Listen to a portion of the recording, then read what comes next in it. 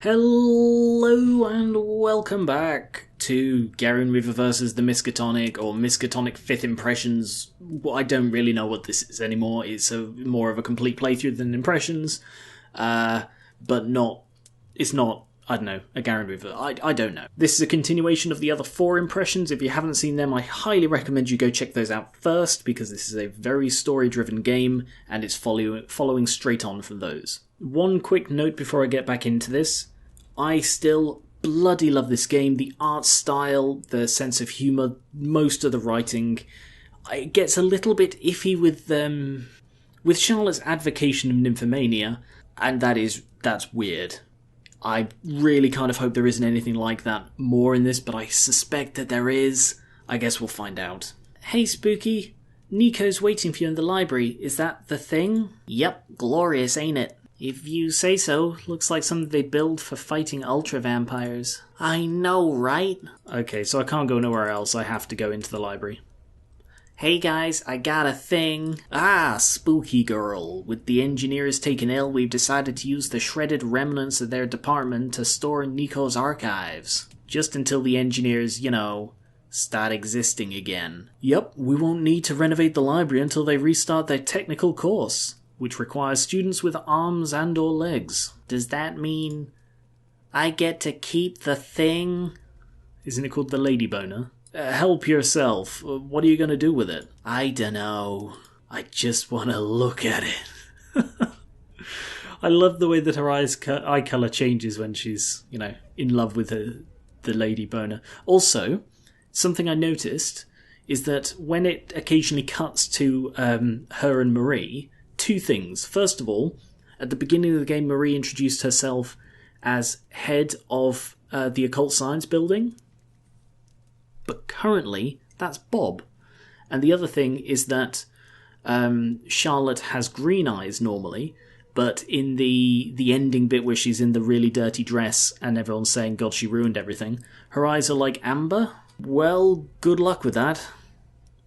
Okay, job done. I'll go put this in my room, do a quick patrol, and start my private investigating. Oh wow, lots of people.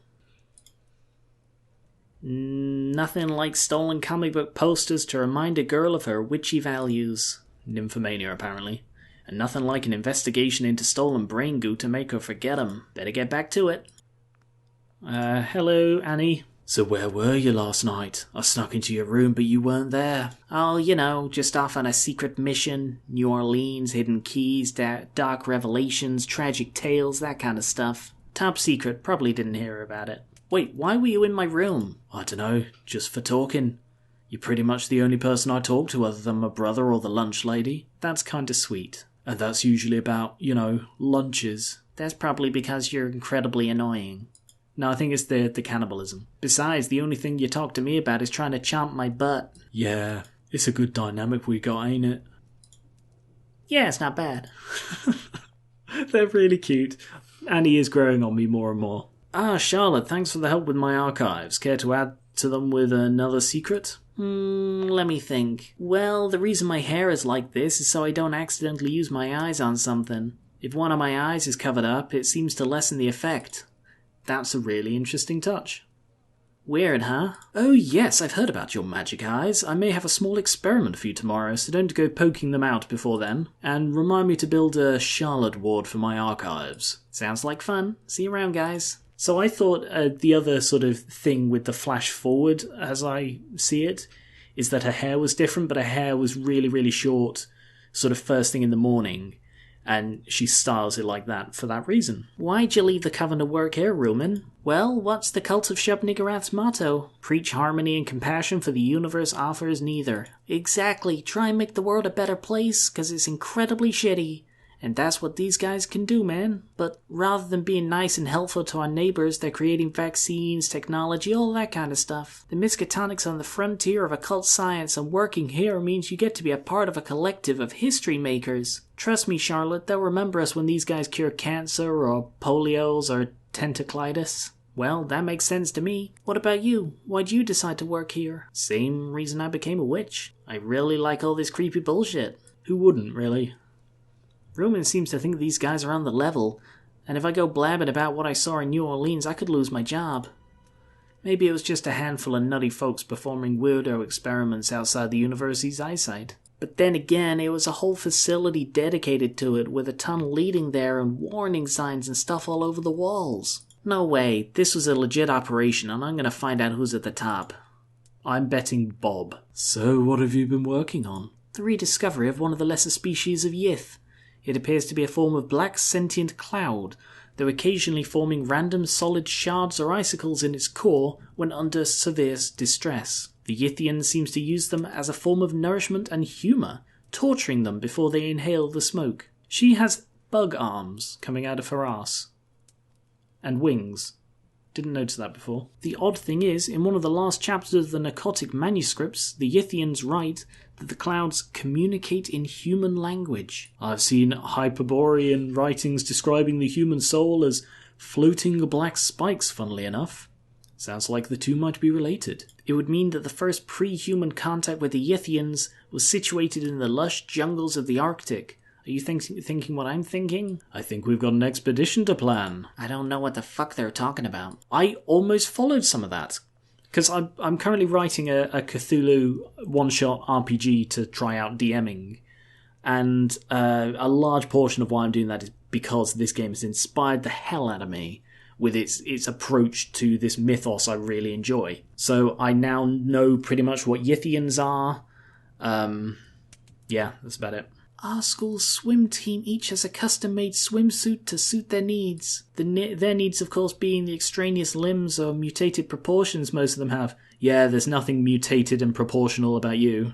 What the fuck is a swimsuit? A suit that you wear when you swim. I'm starting to get the impression that witches are the odd ones out.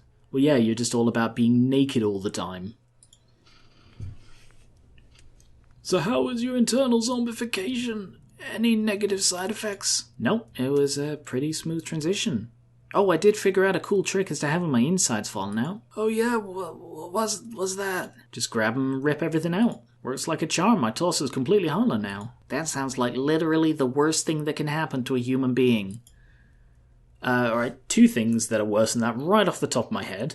Brain goo scooping. That cuddle worm that attaches to your spinal column and then just possesses you. Just straight away. But if a dumb idea works, it's not a dumb idea, I guess. Did you know that our library holds records of every encounter with Yog-Sothoth, the horrific god of eternal knowledge in human history? Wow, how many encounters have we had? None. Weird, right? Oh, maybe that's why there's so many goofy fellas around. No knowledge god to give them some knowledge. Huh, that explains a lot.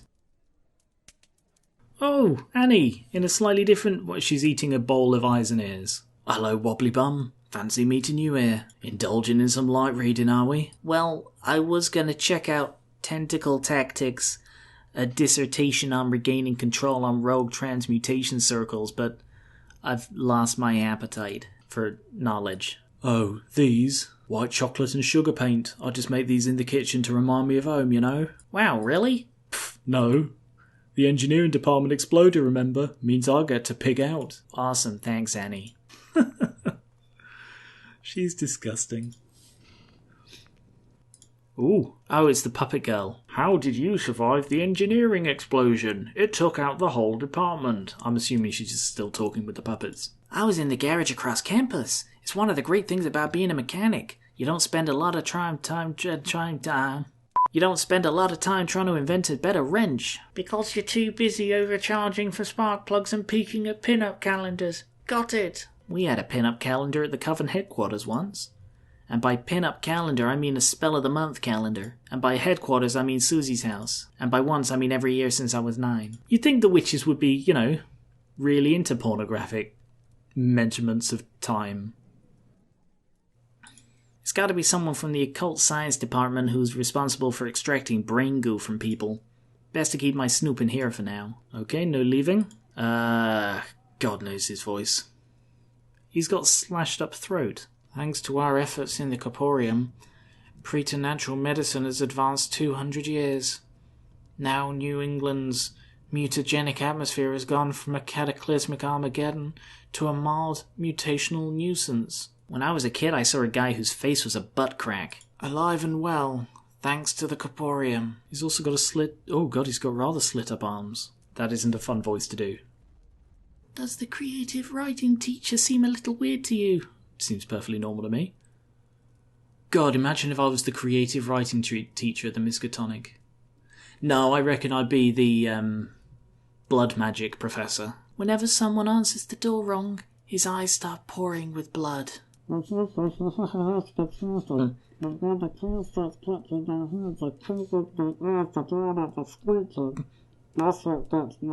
Huh? That creative writing teacher is either some sort of banshee or just a huge douchebag.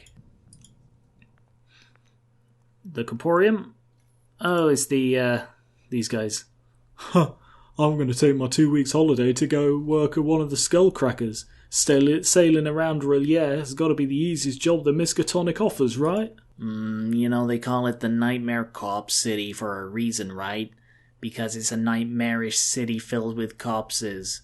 Or a city filled with nightmarish corpses. Oh, they said that about everything. They said that about Milwaukee. I bet it's a nightmarish city filled with equally nightmarish corpses. But then again, I've never been to Milwaukee. Ying-Ren sickness China causes the victim to see a pair of glowing eyes in places of pitch darkness. Sufferers were terrified of falling asleep, noting that the eyes seemed to get closer whenever they looked away from them. The worst sufferers saw them even when they had their own eyes closed. That sounds fucking horrible. Narcotic Plague, Italy. Scriptures and texts were being hidden inside Italy's most popular newspaper crossword puzzle. Those that completed their crossword were rewarded with terrifying revelations.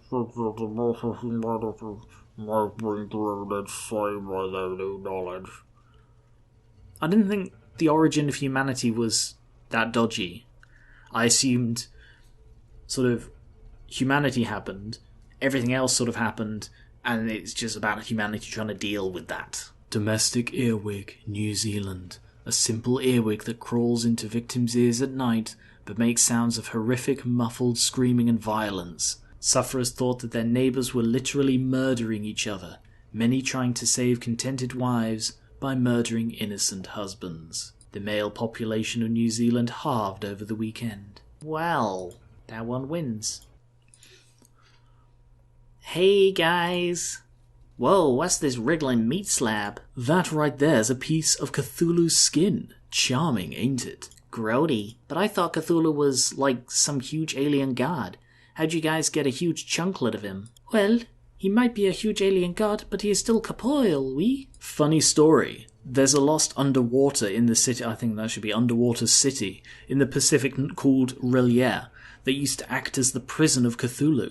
Cultists spent a couple thousand years trying to get him out of there, but a few years ago some Norwegian whaling crew accidentally let Cthulhu out of his cage. As Cthulhu chased their yacht, out of desperation the crew decided to ram his face with their boat. This caused Cthulhu's head to explode into mushy goo, disabling him, but his head slowly starting reforming the moment it exploded. Smart fella then immediately told the Miskatonic, who now employs a fleet of icebreakers to continually drive through the mushy remains of his head, stopping him from reforming and destroying the world. That's the bit I mentioned before about a thing that was in the trailer, and it's just a brilliant idea of how humanity could potentially deal with this stuff. Sounds like a fun gig. What are the Wigglies doing? They point towards the rest of their host, desperately trying to reform, we? Nowadays our supply ships use small pieces of Cthulhu flesh to point the way to Relia. Awesome, thanks for the biology lesson. That is a really cool premise. Oh goody, the spider person.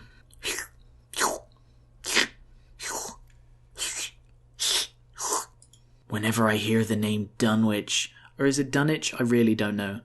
It puts a grin on my face to know that however tough my job gets, at least I'm not a portal diver.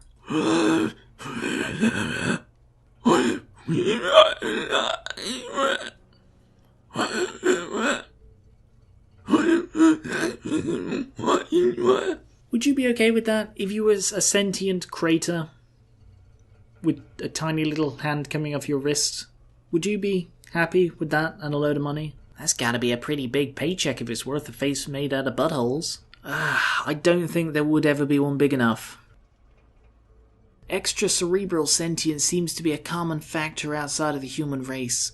Even when decapitated, some creatures seem to function with some control over their actions. It's a difficult thing to study, at least if you have any qualms about cutting the heads off a diverse selection of adorable animals. I gotta say, she's probably one of my favourite designs. Maybe because she has what looks like the mark of the outsider in her eye. I would sort of be okay with having the mark of the outsider in my eye. I really hope these guys have qualms about cutting off heads of adorable animals. All the qualms. So there isn't anything else I should know about nature and its communal consciousness or whatever?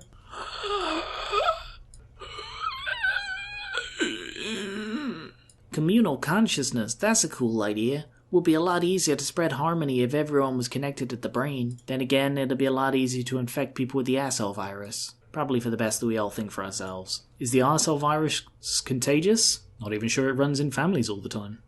Ethereum. How's it hanging, Wallman?